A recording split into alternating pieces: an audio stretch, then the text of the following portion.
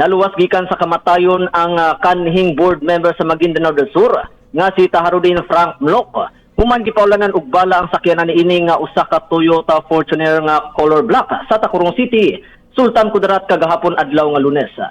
Sa nakuha nga impormasyon gikan sa kapulisan, padulong sa Coronadal City si Mlok aron magpaayo unta sa iya nga sakyanan sa dihang misulpot ang upat ka mga suspek sakay sa duha ka mga motorsiklo dayon na musil. Di naigwa ang atubangan ug sa dapit sa may driver nga windshield apan wala kalapos ang mga bala tungod kay bulletproof ang mga sakyanan. Gisulayan pa og gukod ni Mlok ang mga suspek diin pag-abot sa may purok sa Lukag, Barangay New Carmen sa Naisgutang Lungsod.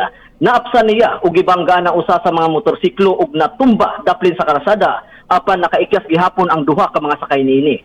Na-recover na sa kapulisan ang motorsiklo ug ang armas kay gigamit sa mga suspek.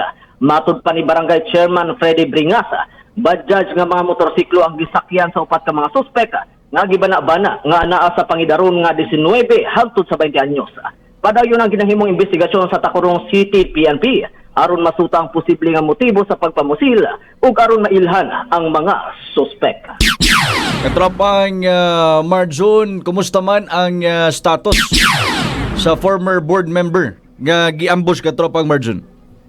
Yes, katropang Joe, kasamtangan nasa maayo na nga sitwasyon ang board member nga kani si Taharudin Frank Mlok ug padayon ang ginahimong investigasyon tungod kay maswerte na lang no nga bulletproof ang iya nga sakyanan ug wala na record sa kapulisan nga doon siya na nahiaguman nga mga samad pinusilan tungod kay wala kalapos ang mga bala sa mao nga mga pagpamusil sa mga suspect. Thankful gapon. So katropang Marjon, kay bulletproof ang sakyanan ni kani board member Mlok. So nagpasabot ba nga doon na threat nga nadawatan kani adto ang mao kani board member?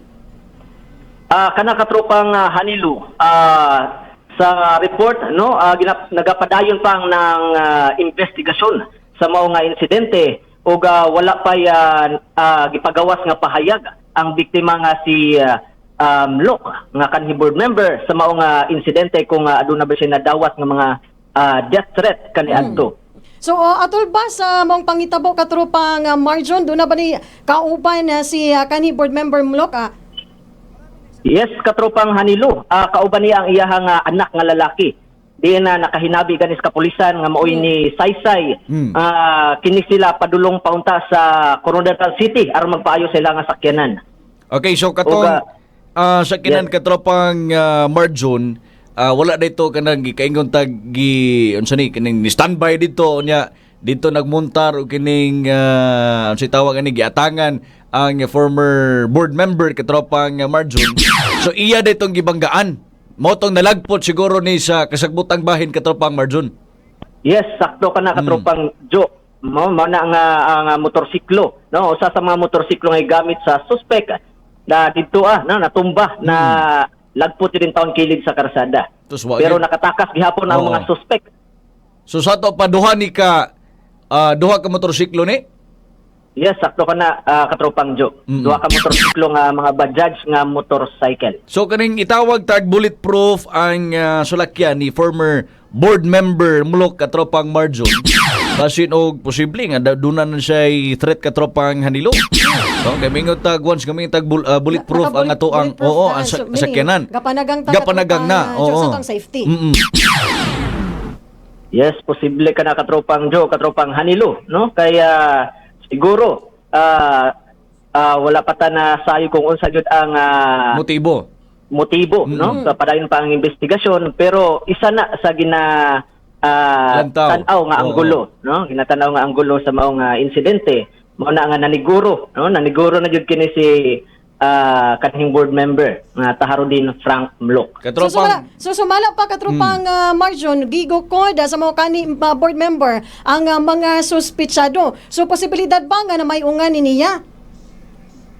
Kana pa nga ginasuta karon ka katropang Hanilo no sa investigasyon ug atong paabuton ang dugang pang detalye ana. Kaya sa kasamtangan no sa ato ang nga nakuha nga report no mao lang kadto ang naghatag og pahayag mao ang anak ni kanhing board member no nga si Mlok. Kung atong tan-awon katropang Marjun, mura magswito kaayo ni sa pagpamusil ning upat, no? Wa pa ko masayop katropang Marjun, upat ka individual. Upat ka individual Yes, kay upat. ang gi-center ginila is ang driver side gid katropang Marjun.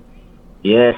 Bana-bana murag gidulit yun nila no ang mga sakyanan pero wala sila ni nilampos sa ilahang sa ilahang tumong. Oh, siguro dili lang ni usa ka armas ang ilang gigamit kay kung atong tan-awon sa hulagway nga imong gipada dinhi karon Lahi-lahi. lahi man nga ang gulo nasa driver side, nasa wala nga bahin, napod sa atubangan sa windshield katropang Marjun. Yes, sakto ka na katropang Joe, no? Siguro ang isa ka motorsiklo dito sa may atubangan nga bahin naghunong tapos ang isa diri sa may kilid, no, sa driver's seat katropang Joe. Okay. Okay, so katropang Marjon, unsa nga mga motibo karon ang Gilantaw. ginalantaw sa kapulisan may kalambigitan ba kini sa pamulitika o ka sa trabaho o ka sa iyang negosyo?